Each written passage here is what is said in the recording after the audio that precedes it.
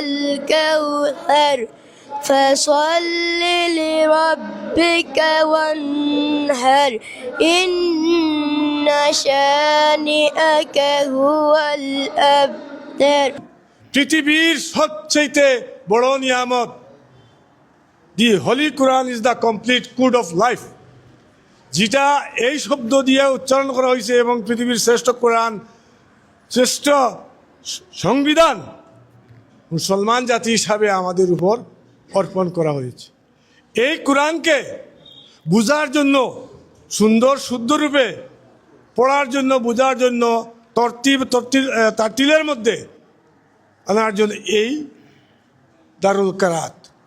এই বিশ্বে এই কোরআন সহি শুদ্ধ করার স্বার্থে ফুলতলি সাব কিবলা রহমতুল্লাহ আলাইহির এই প্রতিষ্ঠান সারা বিশ্বে ছড়িয়ে আছে।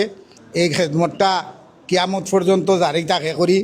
এই সারা 11 মাসের পরে একটা মাস এই যে দারুল কেরাত আমাদের এই মসজিদে আনার জন্য যারা ক্লান্ত পরিশ্রম করেছেন তাদেরকে আন্তরিকভাবে কৃতজ্ঞতা জানাচ্ছি। আল্লাহ তাদের উত্তম যাজাকা প্রদান করুন এবং এই যে উত্তরভাগ যে সংগঠনটি তারা এগিয়ে না আসলে হয়তো দারুল কেরাত আসতো, কিন্তু আমরা এইরকমভাবে আমার মনে হয় না যে আমরা এত সুন্দর একটা স্বতঃস্ফূর্তভাবে আমরা এই জিনিসটা করতে পারতাম। তাই আমি উত্তরভাগের সকল সদস্যদের প্রতি সারা উত্তরভাগের পক্ষ থেকে, এই গ্রামের মায় মুরব্বী সকলের পক্ষ থেকে তাদের প্রতি কৃতজ্ঞতা এবং আন্তরিক ধন্যবাদ জানাচ্ছি। সহিভাবে কোরআন শরীফ এবং সূরা তিলাওয়াত করার জন্য যে মজিদিয়া ফুলতলি ট্রাস্ট সারা দেশব্যাপী আয়োজন করছে, এরই ধারাবাহিকতায় প্রথমবারের মতো আমাদের উত্তরভাগ জামে মসজিদে হয়েছে।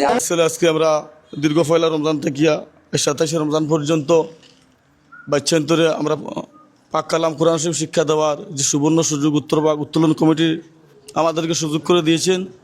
আমি সর্বপ্রথম তাদেরকে ধন্যবাদ জানাই। আল্লাহ রাব্বুল আলামিন এই যুব কমিটি হলে আল্লাহ তাআলা আরও দিন এবং ইসলামের খাস কর্ম করার তৌফিক দান হতা আপনারা হোক আমিন। গুলা যাতে সঠিকভাবে সফল হয় সেই কামনাই করতেছি।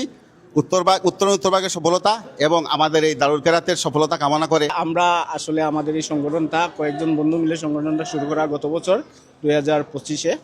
তারপরে এই রমজান মাসেই প্রথম অনুদান এলাকায় আমরা নগদ 1000 টাকা করে প্রায় 35 জন মানুষকে আমরা প্রথম ত্রাণ অনুদান দিয়েছিলাম ঈদ উপহার হিসেবে।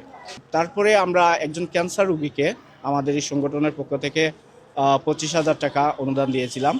আর আমাদের মেইন উদ্দেশ্যটাই হচ্ছে যে আমরা এলাকার, আমাদের গ্রামের আশেপাশে, সর্বোপরি আমাদের ইউনিয়নের মধ্যে যারা অভাবী অনটন, যারা চিকিৎসা করতে পারছে না টাকার অভাবে, কোনো বাবা তার মেয়েকে টাকার অভাবে বিয়ে দিতে পারছে না, আমাদের উদ্দেশ্য ছিল এইটাই।